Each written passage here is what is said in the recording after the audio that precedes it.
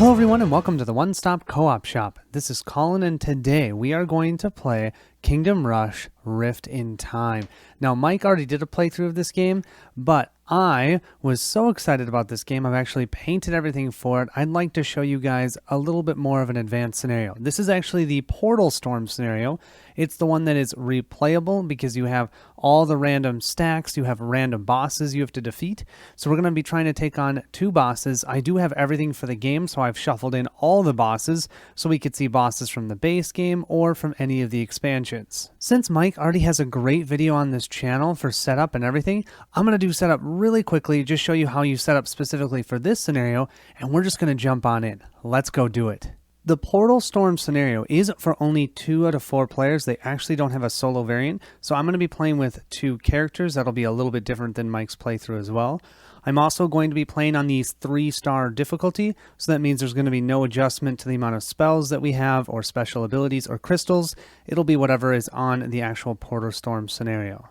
In order to win, we must defeat the 2 bosses. If either boss escapes, or if we have a total of 4 points of damage to the city, to the kingdom, so to speak, we lose the game. Heroes will get to choose between level 1 and level 2 abilities, as well as spells. We can choose level 1 or level 2 spells. You'll see that in just a second. Also here, we'll be using towers of level 1, 2, 3, 4A, and 4B. What this means, because I have the Kickstarter version of the game, I have a ton of 4B towers. I can use 2 level 4 towers in the game for each of the different types. After I have gained my second one of that specific type, I'll remove the rest of them from the game. So I don't have to decide now. I can decide once I level up a level 3 tower to a level 4, I can then just ditch the other ones and I can never get those ones for the rest of the scenario. What I've done to set up the different hordes, I have different groups of horde types that tells me the level and the colors. I've grabbed all those cards of those specific colors and grouped them into A, B, C, and D. Then I've randomly grabbed 6 Group A, 5 Group B, 6 Group C, and 6 Group D. I also have, for my setup, 2 blank hordes, 3 wave, now it says wave 0, it actually should be 3 wave 1 greens, 1 wave 6 yellow, and then that wave 6 green. According to what I've read on BGG, you don't use it because I couldn't figure out where it would go. It doesn't go anywhere. So unfortunately that is a misprint. There's also these Storm Strike cards. I've grabbed those, shuffled them up, and I've chosen 5 randomly on which ones I'm going to use. All the expansions also came with a couple of them, so I shuffled them all together, so we might see some expansion ones. There are also boss cards that you'll need to grab. Each boss has 2 different cards. They have the same type of strike back. One will be a picture of them and it will cover the whole card itself. In order to defeat the boss, we'll have to fully fill this up with damage from towers only, not from spells or heroes, and then any special ability that they have specifically for the Portal Storm. It might be a little bit different than what you see when you play the campaigns. They'll have different abilities for those ones. For the Portal Storm, they'll work following these rules. We have a total of 6 different spawn points in this game, 1, 2, 3, and then 3 path breakers. Path breakers can potentially be broken and then enemies can start spawning from them. This number 1 is the strikes, followed by 1, 6 yellow and strikes. All these other ones then I randomly chose from those cards that I picked before to set up these specific enemy groups. Here's what our map will look like. We have 3 level 1s, either level 1s, not level 0 greens, that will start out on the board. Look at this one's 1 step away from escaping. Remember, if they escape, we take damage equal to the amount of enemies that are on those horde cards, so we don't want to have that happen. We've got purple and we've got green towers, and then white towers. There's only one of them. We can have any player place a tower on the white tower spot. We start, because we're playing with 2 players, 5 crystals, 3 spells, and we each grab 2 special abilities. Let's go ahead and look at those. I decided to grab the Rain of Fire because both of our characters that we're playing with are usually physical damage, not magic, so that will help us with magic. I love Hand of Midas. Pass a tower and upgrade it twice when you do. That's totally awesome. You will see me using that in the first round of the game for sure. And then, because I am playing with Gerald the Lightseeker, I wanted to have reinforcements because he makes foot soldiers even better. So those are our 3 spells. They can be used anytime during the game, which gives us a lot of flexibility. Here we have Sir Gerald the Lightseeker. Heck yeah. So he has a basic attack. His basic attack is he can put a single point of damage touching the base of each hero and soldier in his space. Totally awesome, just makes the soldiers and himself even better. The two abilities I chose, first one is Call to Arms. Swap a tower in your hand with one in the supply that is the same type and one level higher. If you gained a level 2 tower from this, perform a basic attack. So I can go from a level 1 to a level 2 and get a basic attack. Once again, you're probably going to see me use that right away. Here we have Courage. This one we can place either one space in front of us or one space adjacent to the right or to the left. It's simply putting out more foot soldiers, and heroes on hordes with a soldier have protection. Protection means they take no points of damage, no matter what they would normally take damage from, and that happens until the end of the round. Super, super helpful. Sir Gerald has a total of 3 health, and because we're playing 2 players, he'll start with 1 archer tower and 2 militia towers, all level 1. I've got them in my hand and ready to go. The spots that he can place his towers will be the green spots, so he's the green character. Next we have Lynn. Lynn will be the purple character. Makes sense, her color is purple.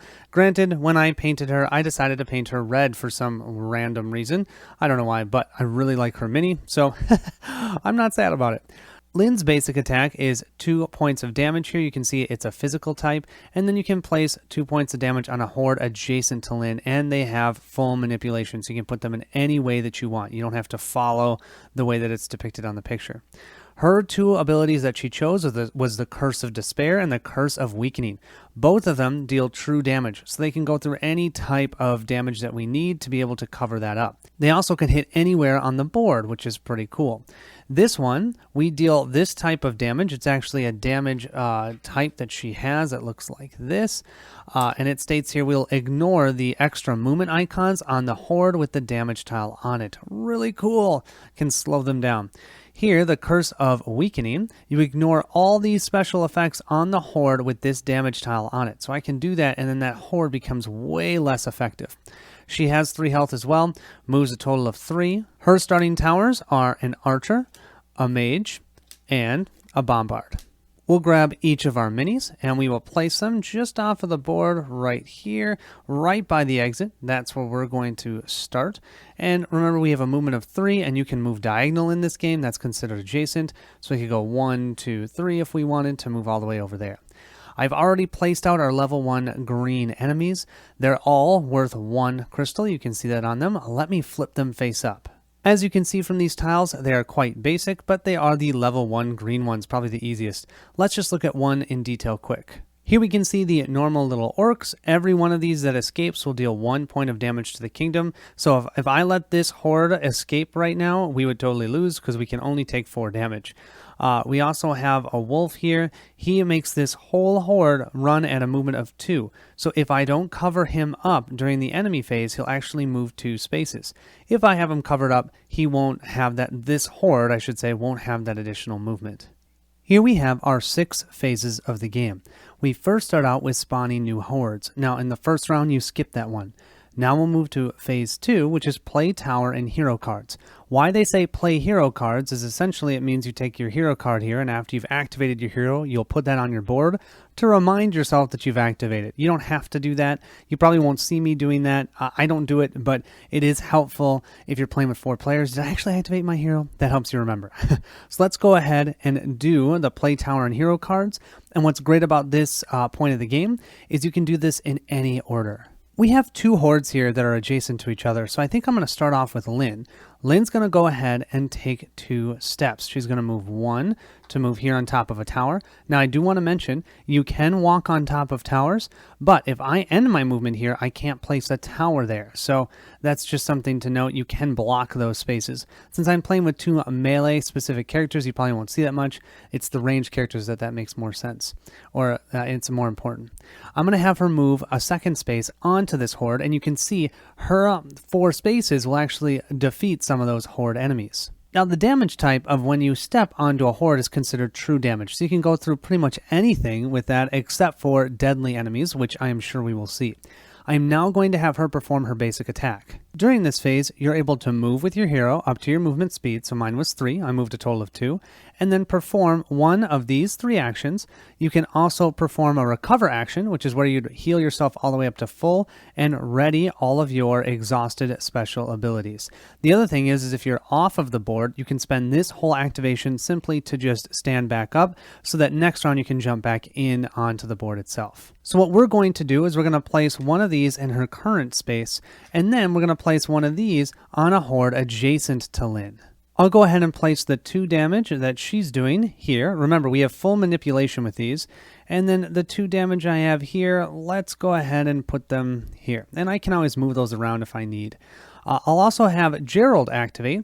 Gerald's just going to move 1 space from off the board right to here. And then he is going to do one of his special abilities. I'm going to go ahead and use Call to Arms. Swap a tower in your hand with 1 in supply that is the same type and 1 level higher. So I'm going to go ahead and swap this level 1 militia to a level 2 footman. Heck yeah, that goes right to my hand. And it states, if you gained a level 2 tower from this, perform a basic attack. So I'll be able to do that. I'm going to flip this over though. Until I do a recover action, I am not going to gain that ability back. Before I do my basic attack, I think I'm going to place a tower over here. Now, the militia tower are pretty awesome because they can be placed on locations that you already have towers. So you can see at the back of this tower, which is an archery tower, it actually looks like a destroyed tower. And the moment I place this tower here, we can't place any other towers in this spot. All of the militia towers, though, have this on the back. So what that means is I can place them on top of other towers that are there. So what I'm going to do is I'm going to place this 2 footman tower in this spot, like so. And you can see this arrow. This arrow shows us that the only place we can put our 2 footmen is on this space here. So if I had turned this instead this way, we'd put the footmen on that horde tile instead of this horde tile. Because we've been able to place 2 footmen on here, we can also deal the point of damage that's adjacent to each a footman and to any hero that's on the same horde. So that means we've got the 2 damage we need. We're going to be able to clear off this horde. Now at the end of this turn, unfortunately Gerald will take a point of damage, but at least we've taken care of this horde. They will not escape. Going back to Lynn's tile, I think I've decided to change how she's doing her damage. I'm going to have her do her damage this way instead, because I'm going to go ahead and have Gerald play his archery tower. Now remember, he can play it on top of that footman tile. Normally you can't do that, but he can do that, and he can shoot a straight shot like this, either straight ahead or 1 spot to the left or 1 spot to the right. You can see the arrows denoting that. This does not have manipulation. That's why I wanted to move her damage, because we can manipulate it in any way that we want. This one I have to place this way. So we'll place the damage like so. We'll then go ahead and say sayonara to this sucker by playing the bombard over here. That is Lynn's bombard. That's why she can play it on the purple tower. She can deal 1 point of damage anywhere on this horde, and then 1 point of damage either here or here. So we're wasting 1 point of damage, but that's the one that we need to be able to destroy this horde. Then I think we're going to play our first of our 3 spells, Pass a Tower. So Gerald has 1 militia left in his hand. He's going to go ahead and pass this tower. Normally, whenever you pass a tower, you upgrade it by 1 level.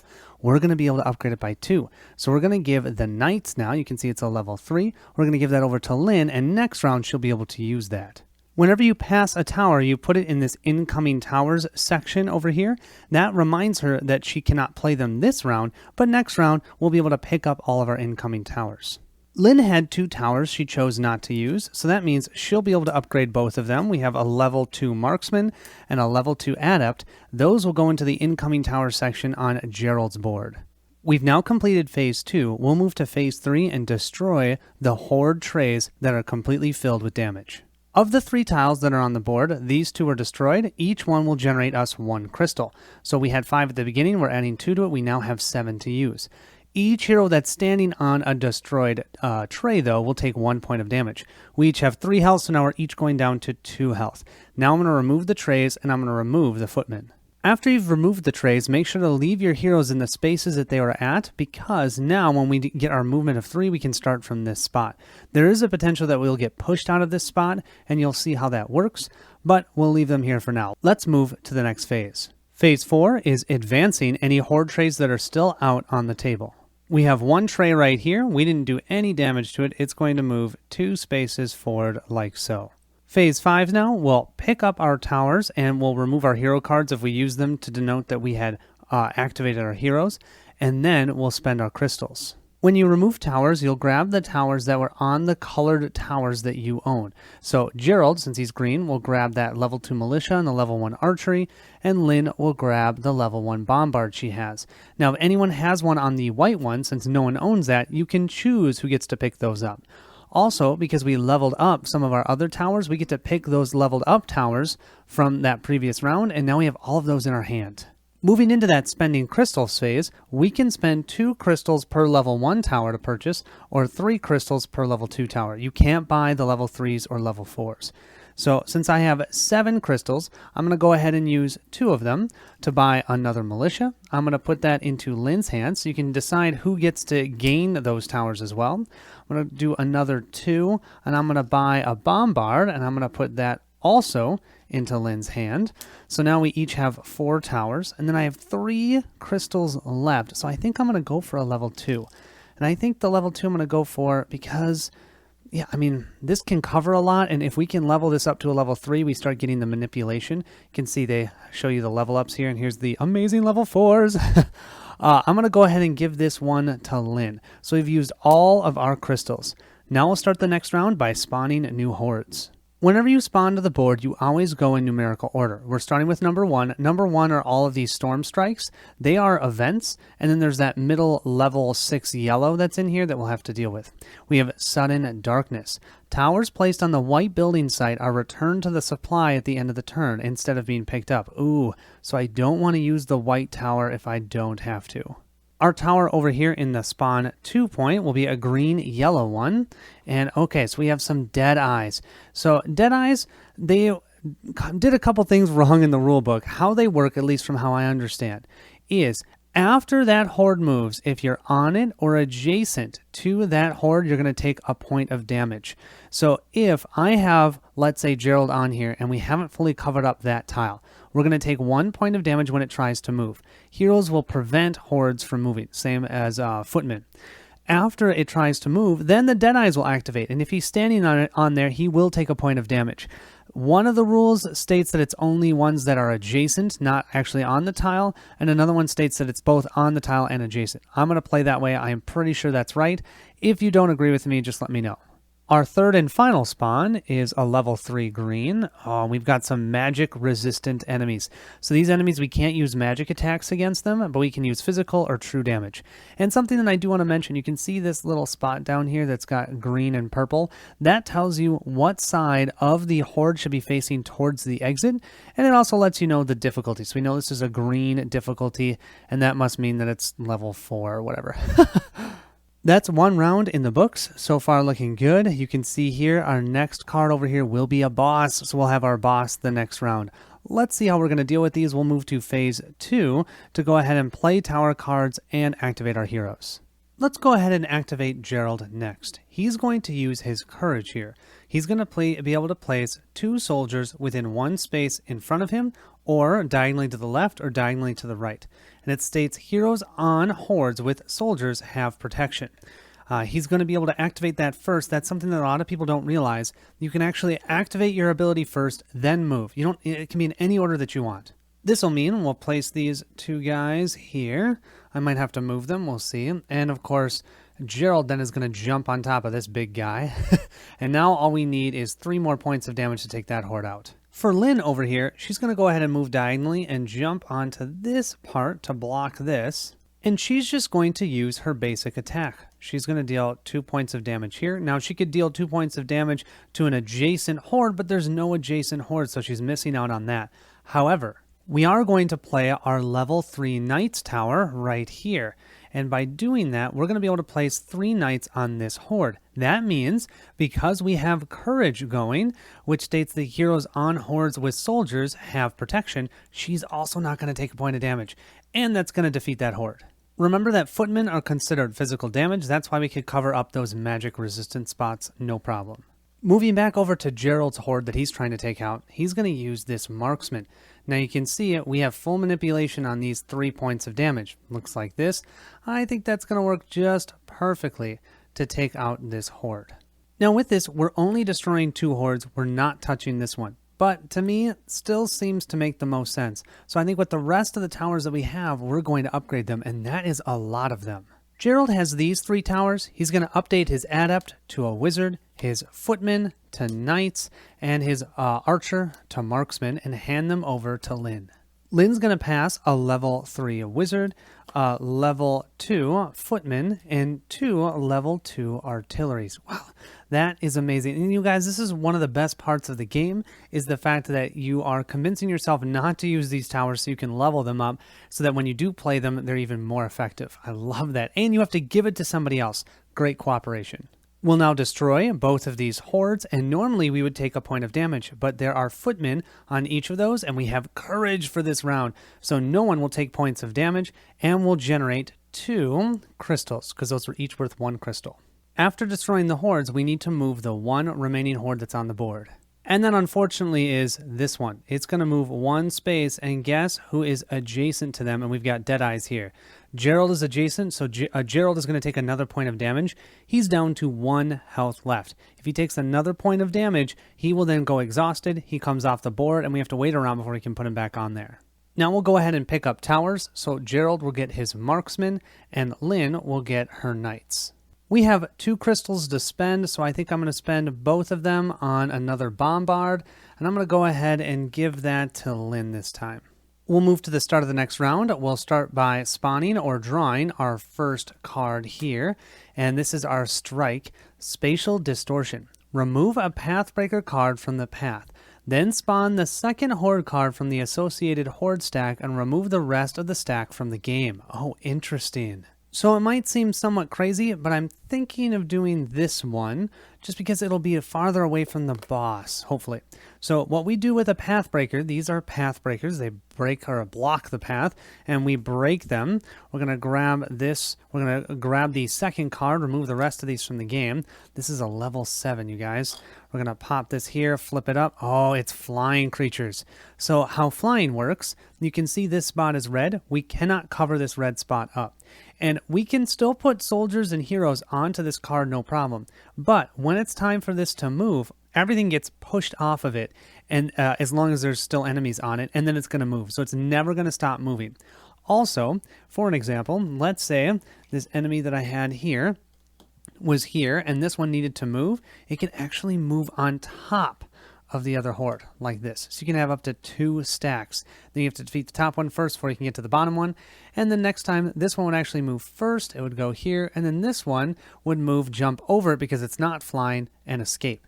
So yeah, flying can be bad, but that's actually not a terrible one. We should be able to take care of it. There's nothing special about it other than it's flying, so we can't stop its movement. We'll move to spawn point 2, and now it's going to be what boss are we taking on? Remember, we're taking on 2 bosses. This is the first one.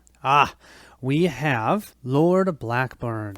So let's read about Lord Blackburn. It says, before Lord Blackburn moves and when he's destroyed, reduce the level of each tower on a building site adjacent to him by 1.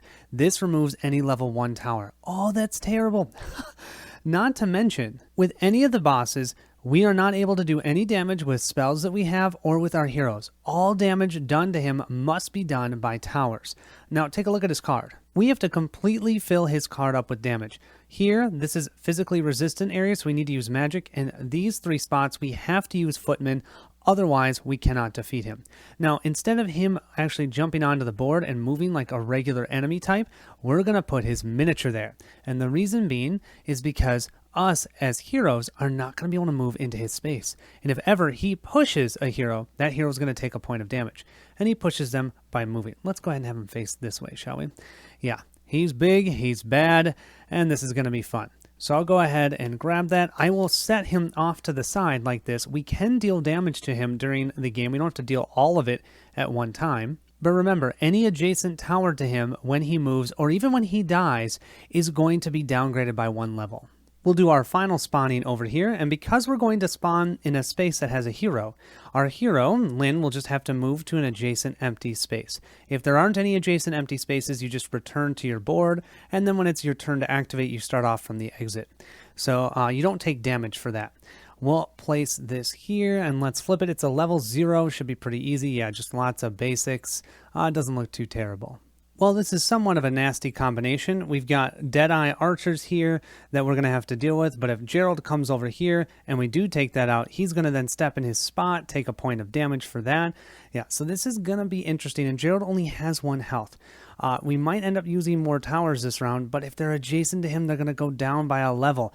And that even means, even if we're hitting this one, so let's say we put a tower here and we're attacking this one, it doesn't matter, it's still adjacent to him. So it's going to be interesting. Let's start round 3. Let's start off with hammering the boss, shall we? I'm going to start off with Gerald. Gerald's going to play his Wizard's Tower here, who he can hit at a diagonal, so he's going to be able to hit Lord Blackburn. And then we have our Marksman here, who will also be able to hit Lord Blackburn. Now, both damage types you can see here have full manipulation. But whenever you're attacking a boss, because who knows how this is actually oriented to the board, because it's actually off the board, you always have full manipulation with your attacks.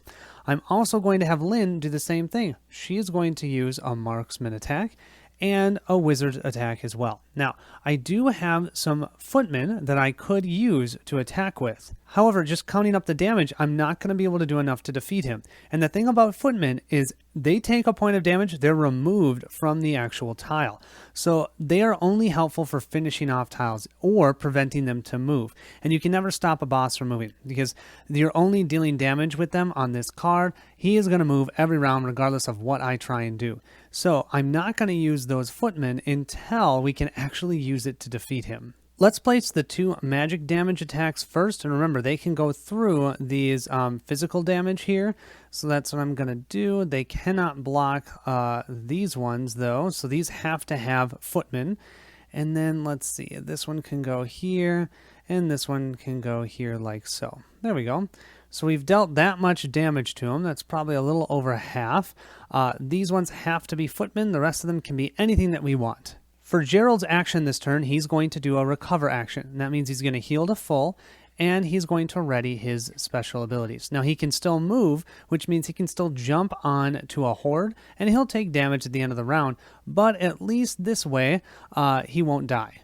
Let's then have both Gerald move over to here. Now remember, he's already done his action. Lynn hasn't. Lynn will also move over here. Now we can deal our, well, I should say Lynn can deal her basic attack. And I definitely think we're going to do that. We'll place this 2 point of damage. Well, let's start it here. We can always move it if we need. And I think what we'll do is we'll use 2 towers here. I always get their colors mixed up. Lynn is purple, so she'll place the 3 because that's what she has. And Gerald has the 2, so he'll place it here. That's a total of 5 footmen. That should cover this one up. We're only taking out 1 horde, which I don't really like, but I don't know what else I can do. I'm just going to have to deal with it. So I'm going to have Lynn pass her Bombard level 1 and her Knights level 3. So this is going to get us our first level 4 Knights. Now I just want to show you guys these level 4s because they're awesome. This one, True Damage, Holy Order. There's 4 of them. That is awesome. Our second one here, the Forest Keepers. You can put 2 of them, it's only 2 militia, and then you have splash damage of 2 damage and 1 to adjacent hordes. That's pretty cool. We have this one where you have 2 footmen, and then you see that plus. That means wherever you put that 1 footman, you also have to do another damage and a footman. This one is a footman and 1 point of damage. Oh, that's pretty good. And our final one, the Barbarian Hall, 3 footmen, and look at that distance, and then 1 damage either directly to the side or adjacent. I think I'm going to start with the Holy Order just because it's pure damage, and it gives me 4 of those militiamen. Gerald has 2 level 2 artillery in his hand, so he will give 2 level 3 artilleries to Lynn. Those artilleries are awesome. We'll now take out this horde, only generating 1 crystal, and we'll each take a point of damage. Lynn will only have 1 health left. Gerald has 2 health left. Now all the hordes will move. We'll have our flyers move. They're only 2 spaces away. This one's going to move 1 space. And before Lord Blackburn moves, all 4 of these towers are going to level down by 1. Well, that hurt a little bit, but what can we do, right? We almost have him done. I'm hoping I can take him out next turn. Okay, now what we're going to do is recover back all of our towers. And as I'm doing that, I do want to mention that I'm going to have this adept here go to Gerald. We'd moved around 6, but we can't buy anything with 1 crystal, so I'm just going to hold on to it. We'll start that next round by spawning more hordes, and now we're going to have our Pathbreaker horde. This horde you can see down here. Oh, and we've got our first deadly enemies. So these deadly enemies, you cannot put footmen or heroes on them, but everything else works. And then these are physically resistant spots, and we have dead eyes.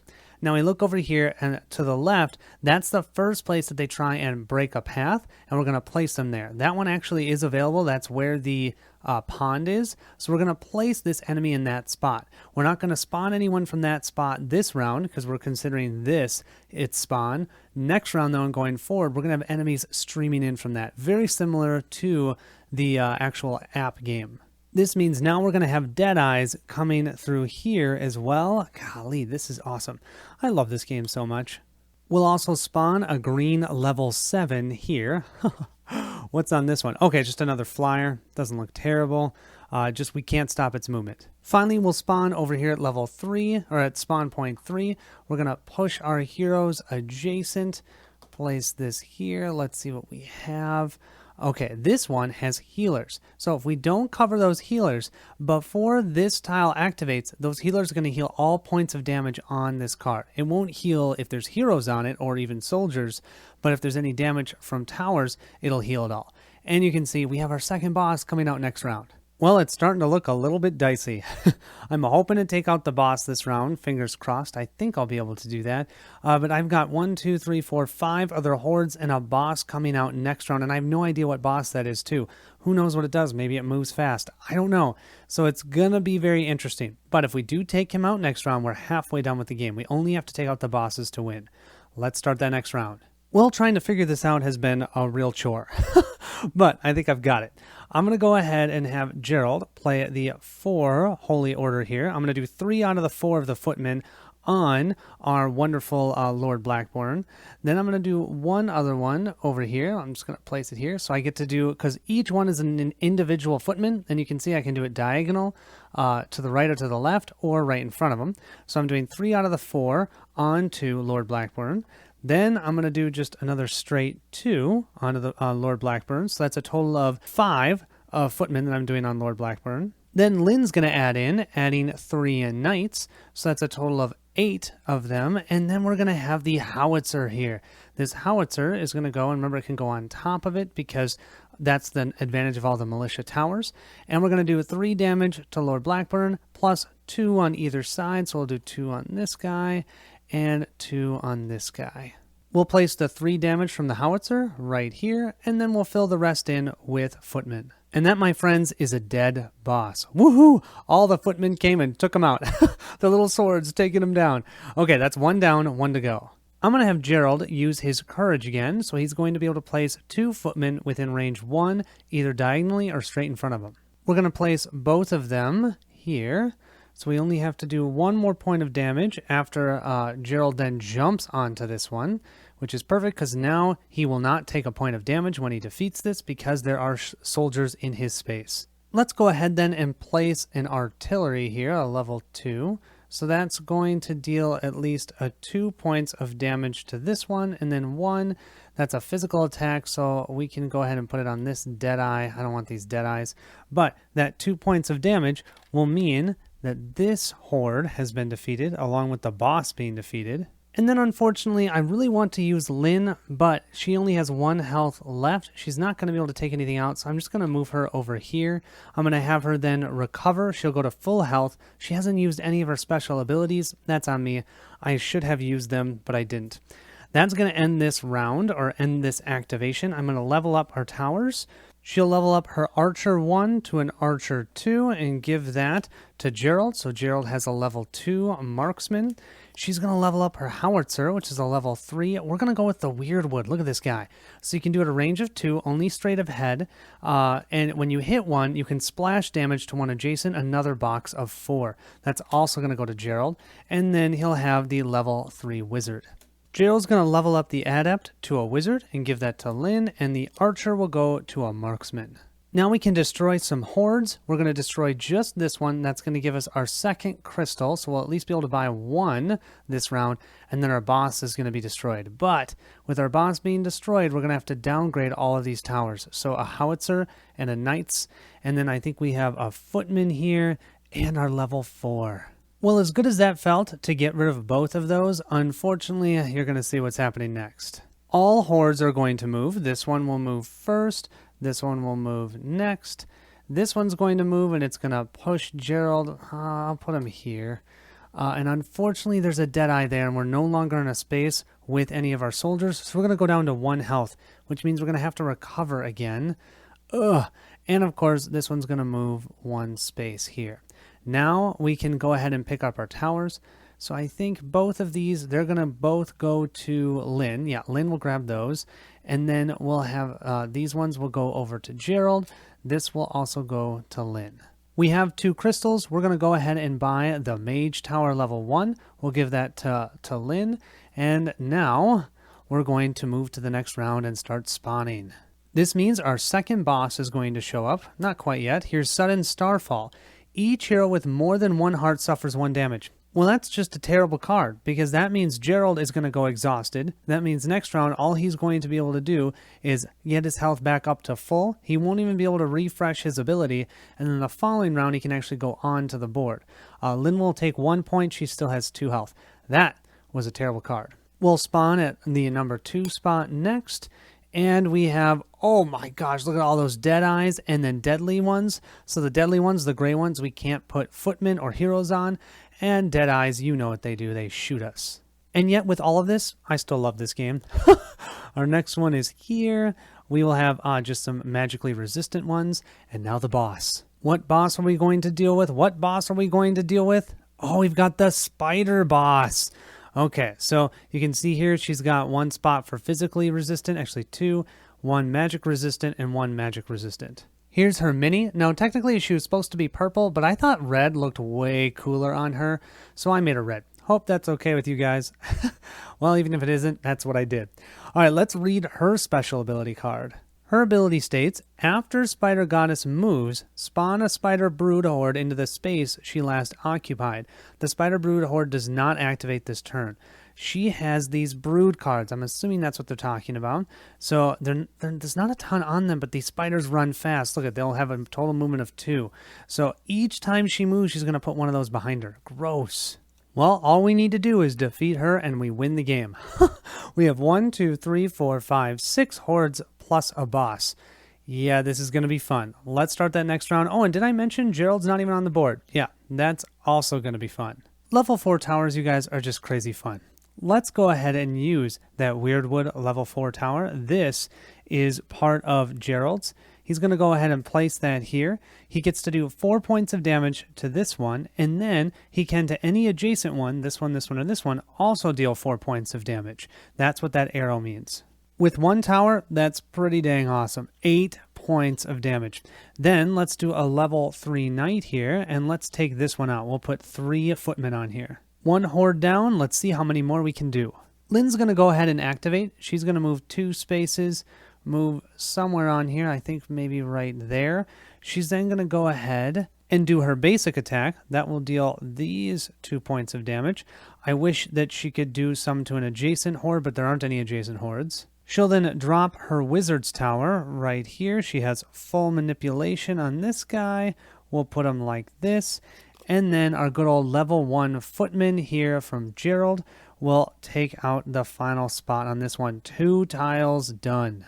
Let's see what we can do over here. Gerald's going to go ahead and play his level 3 wizard right here. Let's him block off this whole space.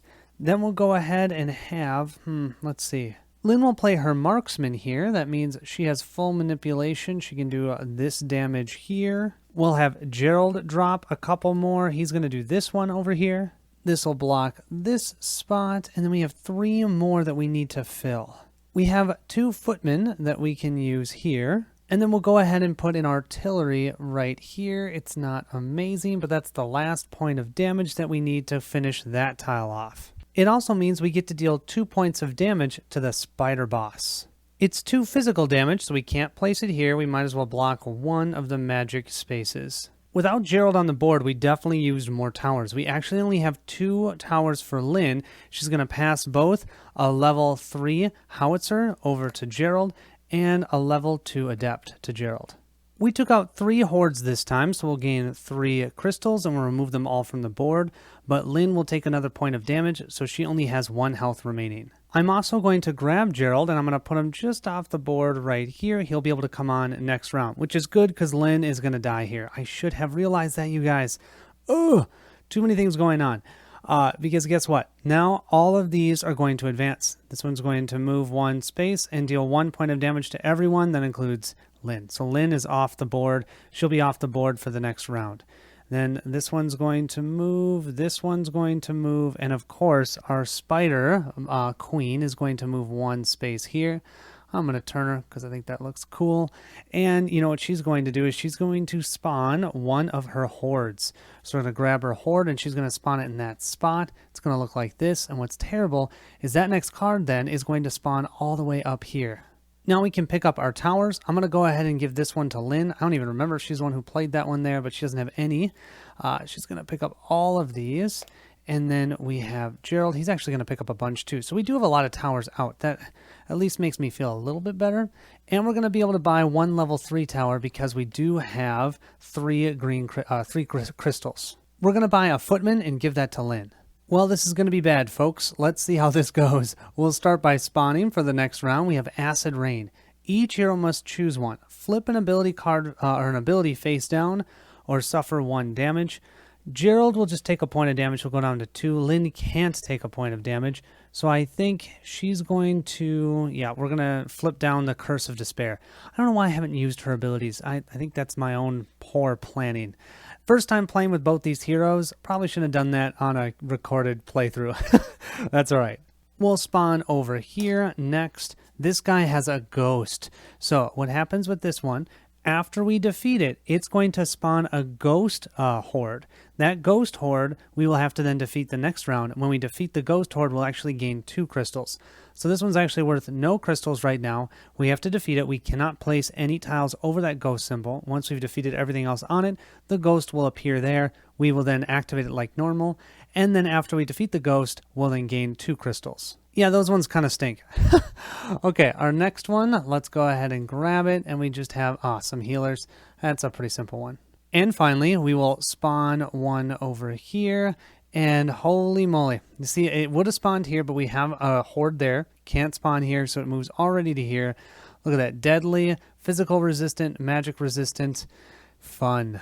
Now we have to remember, although we're getting overwhelmed here, we only have to defeat the spider boss. If we can defeat the spider boss and then last to the end of the round, we win the game. So I can maybe, instead of focusing on trying to clear the board, I can focus on her. But I can't use my heroes for that. Great time, because Lynn is even on the board anyways. But if I let it get too out of hand, for an example, if I don't take out any of these hordes, this one's going to move here. That one's going to move here. She's going to move here and spawn another horde behind her. That one's going to try and move too, and it's going to escape. So I need to give some room or take out that fast-moving horde. Fortunately, that's the only fast-moving horde. If I take out that one, I should be able to last at least another round. Wish me luck. Let's do this. Well, I think I'm going to make this our final round, one way or the other. I'm going to take out the Spider Goddess here. I'm going to do a marksman here from Lynn. Another marksman here from Lynn, so 2 marksmen, and then a footman. We have 1 adept, which gets to do any manipulation even normally it can't because it's hitting a boss. Another wizard 1, which also has the manipulation over here in the green. And then we will have the weird wood. I'm going to hit this one and then splash damage over to her and the knights. And so let me put the 4 damage from the weird wood over here. Let's go ahead and just cover up. Remember, that's true damage, so we can cover this up, no problem. First wizard's tower damage will go like so. Second wizard's tower damage will go like this to cover up that physical and avoid the magic resistant. The 2 archer damage or marksman damage will go here and here. And then we have 5 footmen. And that means we have the perfect square for the weird wood to deal the 4 true damage right here. Oh, that took way too long to figure out, but the Spider Goddess has been defeated. Now we just need to be able to last for the rest of the round. We're going to go ahead and use our Rain of Fire up here. That means we can deal 2 damage in one spot, 1 damage in another spot. We'll do that here. And then we'll have Lynn. She's going to waste 1 footman, but we'll go ahead and do this to place 1 footman here. That will take out that brood. That won't gain us a crystal, but at least we're taking that out. Gerald is going to run 3 spaces. 1, 2, 3. He's going to cover this up. He's going to go ahead and swap a tower in your hand with 1 in the supply that is a 1 level higher. Now, they're both not level 1, so he won't get the basic attack. We're going to upgrade our level 3 howitzer here to the Big Bertha 500mm. Let's go ahead and place that right here. Let's see if that'll work well for us. We can deal 1 full row this way, a full row over that way, a full row over that way, or heck, over that way if we want. We'll then place this artillery unit like so that we can hit diagonal, this one for 1 and that one for 2. We'll then use our other spell, Reinforce. That's all I can hear whenever I see that. To get 2 footmen, we can place either one anywhere we want, but we're going to use them on this one to defeat this one. Okay, we might have done it. Let's see if we did. I'm not even going to level up the towers because it's not going to matter. I'm just going to remove the destroyed hordes and see if we can survive. This will mean the boss is gone, this one is gone, and this one is gone.